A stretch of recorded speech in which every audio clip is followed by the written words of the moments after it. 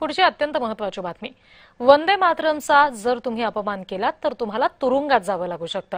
केंद्र सरकारकडून तशी सक्त ताकीद दिली गेली आहे. वंदे मातरमचा अपमान आता महागात पडणार आहे. केंद्र सरकारकडून हा महत्त्वाचा निर्णय घेतला गेलाय. कायद्यात सुधारणा करण्यात आलेली आहे. आता वंदे मातरमचा अपमान केल्यास 3 वर्षांपर्यंत कारावास आणि दंड सुद्धा भरावा लागू शकतो. वंदे मातरम में कुछ ऐसी पंक्तियां हैं जो एक मुसलमान जो प्रैक्टिसिंग है उसके लिए सही नहीं है, वो इस्लाम के प्रति बराबर नहीं है।